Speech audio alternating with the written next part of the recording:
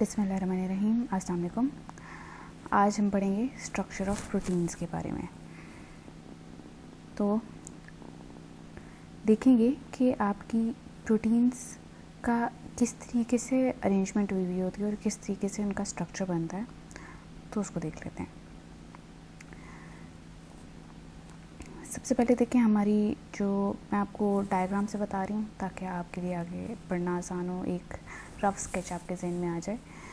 तो जो प्रोटीन्स हैं, पहले सबसे पहले आपने ये देखना है कि प्रोटीन्स हैं अमाइनो एसिड्स के पॉलीमर्स। ठीक है, इसका मतलब ये है कि अमाइनो एसिड्स आपस में मिल के एक चेन बनाते हैं, उसको हम पॉलीमर कहते हैं। ठीक है, तो वो जो पॉलीमर्स होते हैं दे आर प्रोटीन्स एक्चुअली। ठीक है, तो बेसिकली 3, 4, 5 अमाइनो एसिड्स आपके मिलेंगे तो ही प्रोटीन बनेगा।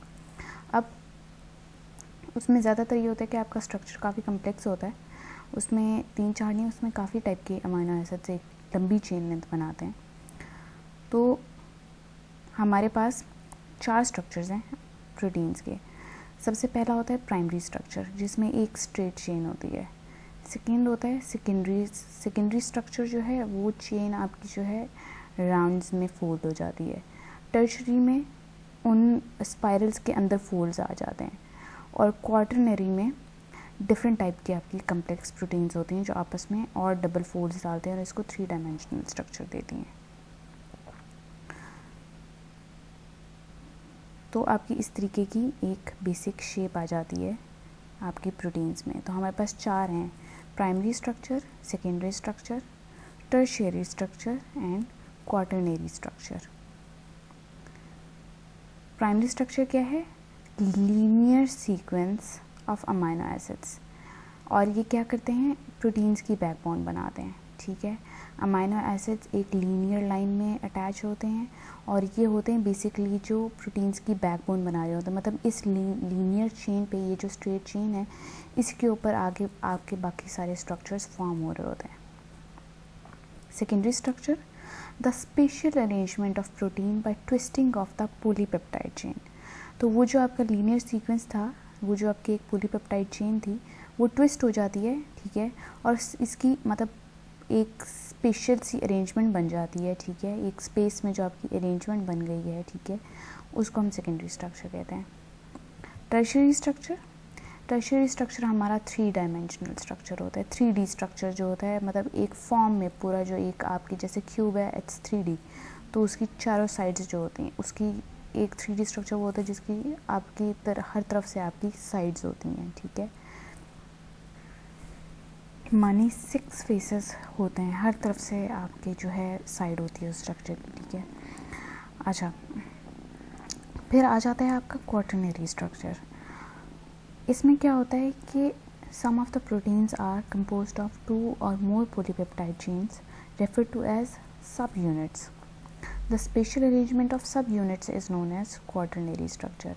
इसका मतलब ये है कि कुछ प्रोटीन्स में, हम तो एक ही पॉलीपेप्टाइड चेन की बात कर रहे थे ना, तो क्वार्टरनरी स्ट्रक्चर में क्या होता है कि एक से ज़्यादा पॉलीपेप्टाइड चेन्स होती हैं और वो सब आपस में इकट्ठे मिली हुई होती हैं, उनको हम सब यूनिट्स के तौर पे बात कहते हैं। ठीक है, इन सब यूनिट्स की स्पेशल अरेंजमेंट को हम क्वार्टरनरी स्ट्रक्चर कहते हैं। तो आप यहाँ पे ये देखें, क्वार्टरनरी स्ट्रक्चर में इस तरीके से सब यूनिट्स हैं और ये जो हैं एक से ज़्यादा पॉलीपेप्टाइड चेन्स हैं।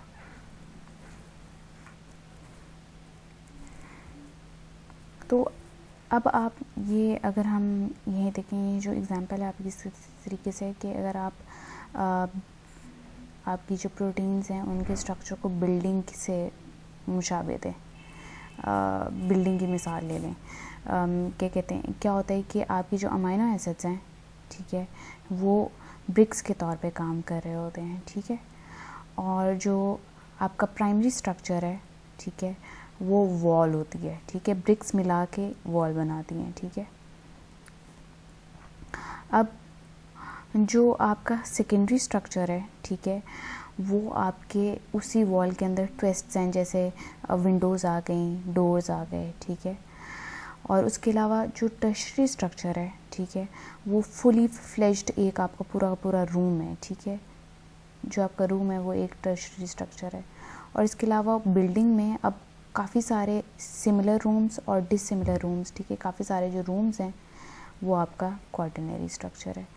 तो इस तरीके से हम जो है बिल्डिंग की मिसाल से हम स्ट्रक्चर्स को एक्सप्लेन कर सकते हैं। ठीक है, क्या बात की है मैंने ये कहा है कि आपकी जो अमीनो एसिड्स हैं वो ब्रिक के तौर पे काम कर रही होती हैं, ब्रिक्स मिला के वॉल बनाती हैं, तो वो आपका प्राइमरी स्ट्रक्चर हो गया।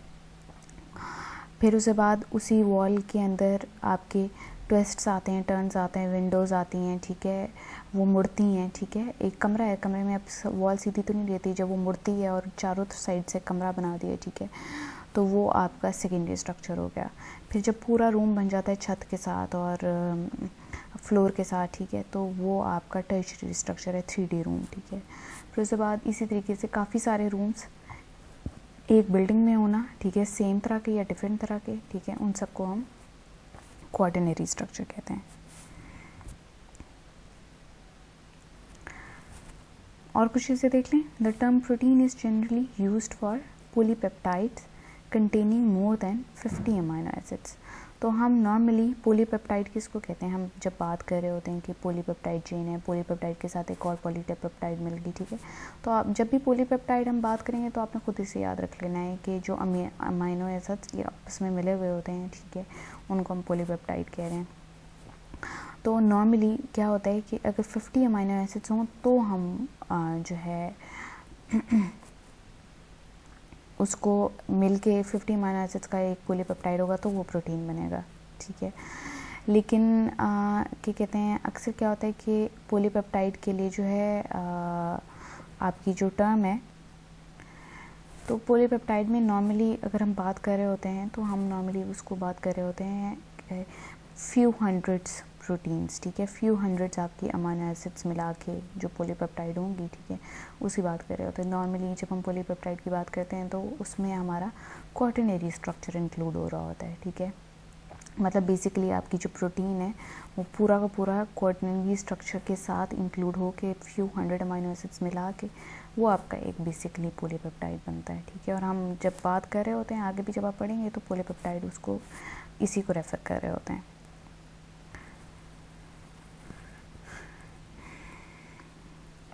तो इसमें क्या होता है, आपके नॉर्मली क्वाटरनरी स्ट्रक्चर होता है और फ्यू हंड्रेड आपके अमीनो एसिड्स होते हैं। अब हम ज़रा डिटेल में सारे स्ट्रक्चर्स की बात करेंगे। तो सबसे पहले आ जाता है आपका primary structure. Structure protein important topic है आपका, तो ये आपको ने कंसंट्रेशन से समझना है। प्राइमरी स्ट्रक्चर ऑफ प्रोटीन, तो अगर हम प्राइमरी स्ट्रक्चर की बात करें तो इसमें आप देखें बेसिकली यहाँ पे हम बात करेंगे कि आपका जो एक पॉलीपेप्टाइड चेन है उसमें अमीनो एसिड्स कौन से तरह के हैं और अमीनो एसिड्स का सीक्वेंस कौन सा है। जैसे फॉर एग्जांपल क्या सीक्वेंस है, ग्लाइसिन वेलाइन आइसोल्यूसिन है, या ग्लाइसिन आइसोल्यूसिन ग्लाइसिन है और वेलाइन नहीं है बीच में, ठीक है, या ग्लाइसिन वेलाइन ट्रिप्टोफैन है, मतलब क्या आपका सीक्वेंस क्या है। ठीक है, तो उस पर हम बात करेंगे कि चेन लेंथ में कौन से टाइप के अमीनो एसिड्स हैं, ठीक है, कौन से टाइप के अमीनो एसिड्स हैं और वो किस सीक्वेंस के साथ लगे हुए हैं। ठीक है, कौन सा अमीनो एसिड पहले आता है, कौन सा बाद में आता है, ठीक है, कितने नंबर्स हैं एक अमीनो एसिड के, वो सब मिला के जो पॉलीपेप्टाइड बनाएंगे हम उसकी बात करते हैं। अब ये जो सीक्वेंस है, ठीक है, ये हर प्रोटीन का डिफरेंट है। ठीक है, यही सीक्वेंस है जो डिटरमाइन करता है कि आपकी प्रोटीन किस तरह की होगी। ठीक है, क्योंकि अमीनो एसिड्स तो एक ही टाइप के हैं आपके, ठीक है, जो कि आपके एसेंशियल हैं या नॉन एसेंशियल, जो आपकी 20 बेसिक आपके अमीनो एसिड्स हैं। ठीक है, अगर हम मिला लें तो 22 चलें कर लें आप। ठीक है, यही नेचर में है जो एग्जिस्ट कर रहे हैं, इन्हीं से सारी आपकी प्रोटीन्स बन रही हैं। ठीक है, मीट की प्रोटीन भी इन्हीं से बन रही है, एग की प्रोटीन भी, मिल्क की प्रोटीन भी, हेयर्स की प्रोटीन, स्किन की प्रोटीन, ठीक है, हमारे टिश्यूज़ की प्रोटीन। अब अगर हम कंपैरिजन करें तो सारी प्रोटीन्स डिफरेंट है। कैसे? ऐसे कि उनमें जो अमीनो एसिड्स का सीक्वेंस है वो डिफरेंट है। ठीक है, ऑल्दो अमीनो एसिड्स सेम है लेकिन उनका सीक्वेंस और उनका नंबर और उनकी चेन लेंथ ये डिफरेंट हो जाती है। अब ये जो यूनिक सीक्वेंस है अमीनो एसिड्स का, ये कौन डिटरमाइन कर रहा होता है? ये डिटरमाइन कर रहा होता है, हमारी जीन्स डिटरमाइन कर रही होती हैं। ठीक है, मतलब सेल्स के अंदर डीएनए होता है और डीएनए के अंदर इंफॉर्मेशन होती है कि प्रोटीन किस तरह की बनेगी। ठीक ठीक है। वो डीएनए जो है इंफॉर्मेशन जो है वो ट्रांसफ़र करता है और उसी इंफॉर्मेशन पर बेसिकली हमारे बॉडी जो है अमीनो एसिड्स की सीक्वेंसिंग करती है उसी सीक्वेंस पर, ठीक है, कि जो सीक्वेंस पहले से बता दिया है उसी सीक्वेंस के हिसाब से बॉडी जो है अमीनो एसिड्स को जोड़ेगी पेप्टाइड बॉन्ड के ज़रिए से और फिर एक प्रोटीन बना देगी, ठीक है। तो जो प्राइमरी स्ट्रक्चर है प्रोटीन का वही आपका प्रोटीन का फंक्शन डिटरमाइन कर रहा होता है, ठीक है। जैसे फॉर एग्जांपल मैट्रिक्स बना रहा है या आपका हार्ट मसल बना रहा है या वो प्रोटीन जो है आपका एग प्रोटीन बना रहा है, ठीक है। तो अभी इन सब में जो है फंक्शंस, इन सब के फंक्शंस डिफरेंट हैं, ठीक है। इन सब का केमिकल प्रॉपर्टीज़ डिफरेंट है, इन सब की फ़िज़िकल प्रॉपर्टीज़ डिफरेंट है। तो बेसिकली प्राइमरी स्ट्रक्चर है वही डिटरमाइन करता है कि किस तरह की प्रोटीन है, किस तरह का अमीनो एसिड सीक्वेंस है, किस तरह के उसके फ़िज़िकल और केमिकल प्रॉपर्टीज़ हैं।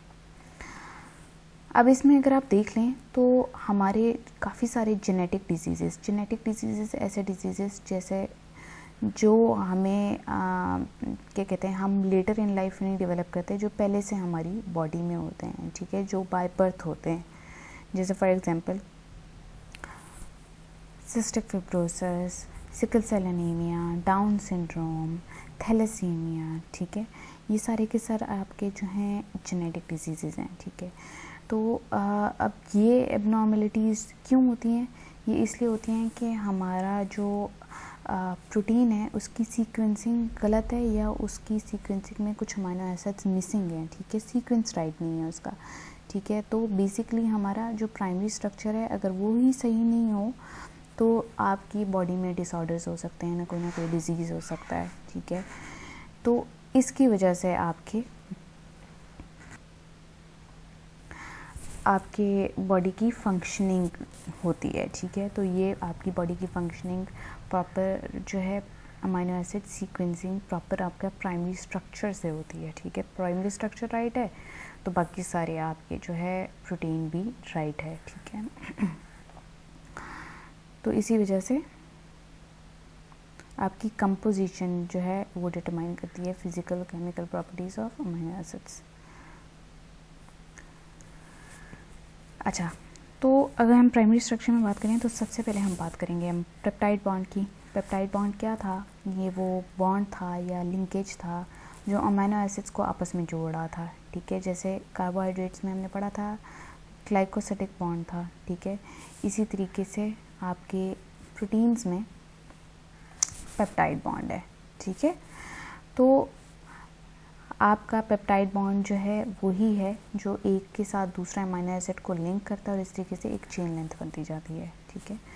The amino acids are held together in a protein by covalent peptide bonds और लिंकेजेस। इसको हम कोवलेंट भी कह सकते हैं, कोवलेंट पेप्टाइड बॉन्ड भी कह सकते हैं, पेप्टाइड बॉन्ड भी कह सकते हैं, पेप्टाइड लिंकेज भी कह सकते हैं। All of them mean the same thing. These bonds are rather strong and serve as the cementing material between the individual amino acids considered as bricks. जैसे फॉर एग्जांपल अगर हमने बिल्डिंग की बात की हुई है तो अमीनो एसिड्स ब्रिक्स हैं। अब अमीनो एसिड्स जुड़ के जब वॉल बनाते हैं तो जुड़ते कैसे हैं? सीमेंट के ज़रिए से। वो जो सीमेंट है that's the peptide bond actually. Formation of peptide bond. Peptide bond बनता कैसे है? When the amino group of an amino acid combines with the carboxyl group of another amino acid, a peptide bond is formed, ठीक है। तो एक amino acid का amino group और दूसरे अमीनो एसिड का कार्बोक्सिल ग्रुप, ये दोनों आपस में मतलब डिफरेंट वो जो ग्रुप्स हैं उनका आपस में जो है बॉन्ड बन जाता है उनके बीच में। Note that a dipeptide bond will have 2 amino acids and 1 peptide bond. मतलब ये है कि 2 अमीनो एसिड्स के दरमियान में एक पेप्टाइड बॉन्ड बनता है। अमीनो एसिड्स जिनमें 10 से ज़्यादा अमीनो एसिड्स हों, ठीक है, उनको हम पॉलीपेप्टाइड्स कहते हैं।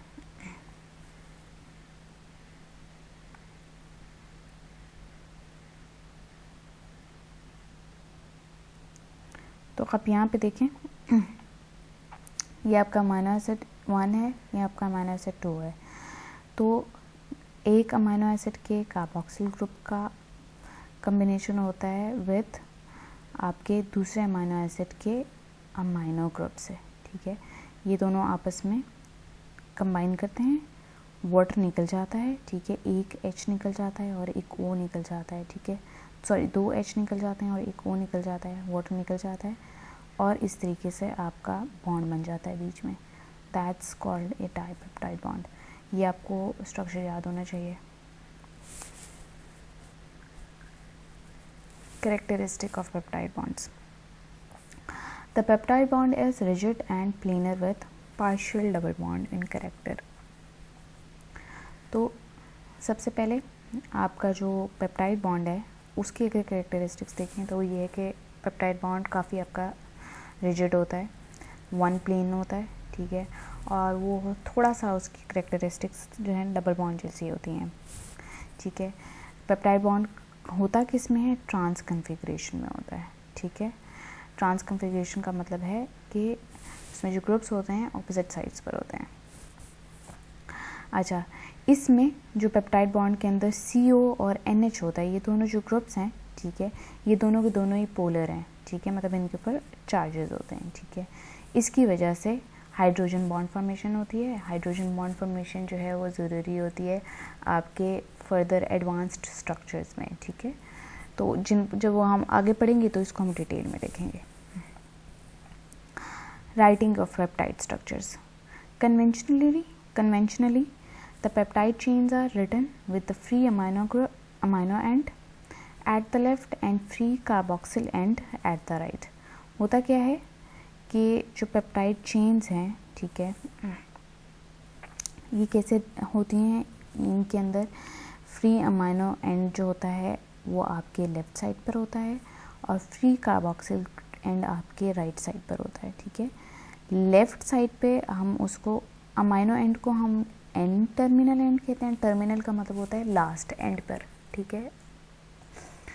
तो और कार्बोक्सिल एंड को हम C टर्मिनल एंड कहते हैं, ठीक है। तो आपने याद ये रखना है कि अमाइनो एंड हमेशा आपका या एन टर्मिनल एंड जो है वो आपका हमेशा लेफ़्ट साइड पर होता है और कार्बोक्सिल एंड हमेशा आपके राइट साइड पर होता है। तो इस तरीके से आपकी पूरी की पूरी चेन, जैसे भी चेन होगी, ठीक है, फॉर एग्जांपल उसके अंदर काफ़ी सारे अमाइनो एसिड्स हैं, ठीक है, लेकिन चेन हमेशा इसी तरीके से होगी कि यहाँ पे एन टर्मिनल एंड होगा, मतलब इस साइड पे अमोनिया ग्रुप होगा और इस साइड पे एंड पर आपके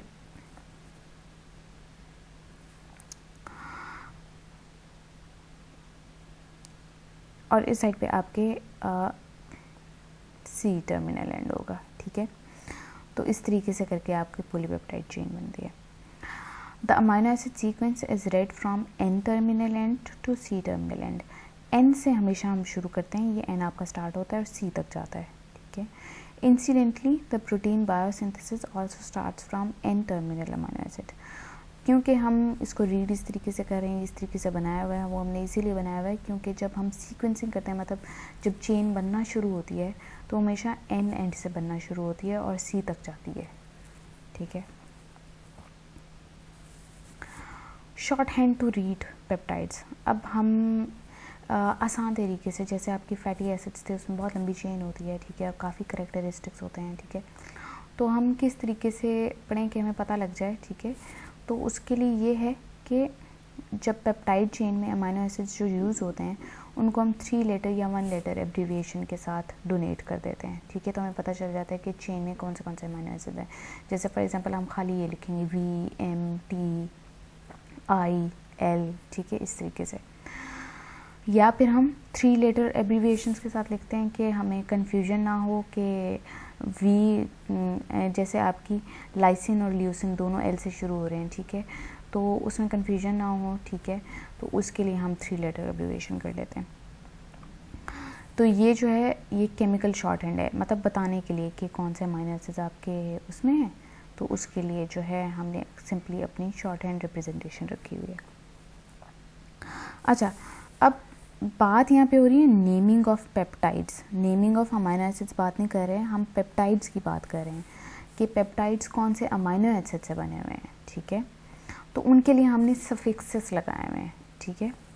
जैसे फॉर एग्जांपल आइन एन और 8, ठीक है।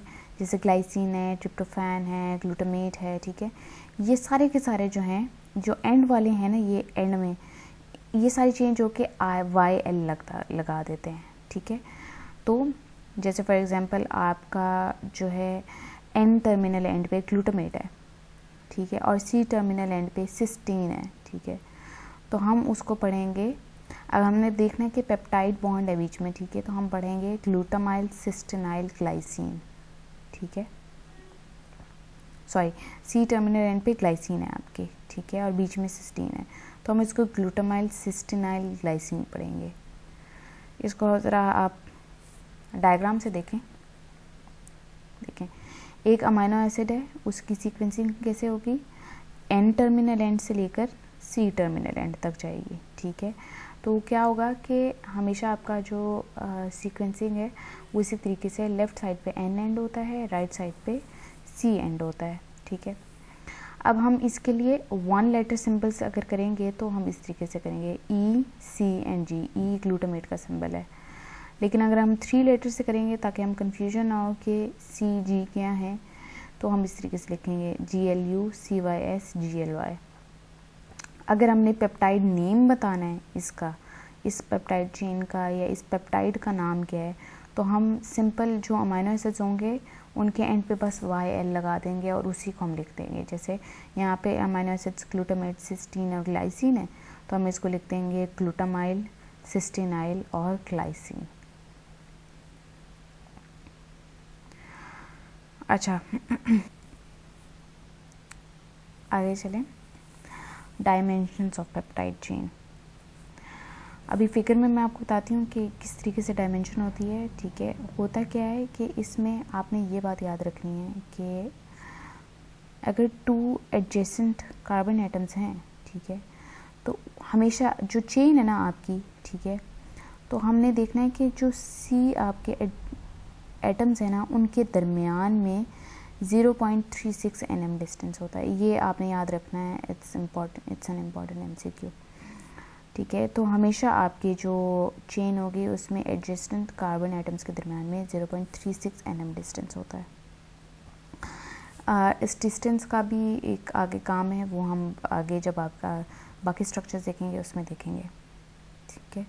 तो इसको आप देखेंगे इस तरीके से, ये देखें, नॉर्मली हम जब चेन बनाते हैं तो हम इसी तरीके से लिखते हैं। देखें COO है, बॉन्ड है, ठीक है, NH है, फिर CR आपकी चेन और फिर H आपकी, फिर आपका COO से डबल बॉन्ड, फिर आपका NH, फिर आपका C और आपकी R चेन रही। तो नॉर्मली क्या है कि ये आपका जो है अमाइनो एसिड है, ठीक है, पूरा का पूरा इस तरीके से,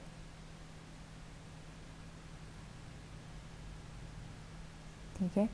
कार्बन के साथ एक आपका अमोनिया ग्रुप और एक आपका कार्बोक्सिल ग्रुप, ठीक है, और बाकी R साइड चेन है उसकी, ठीक है।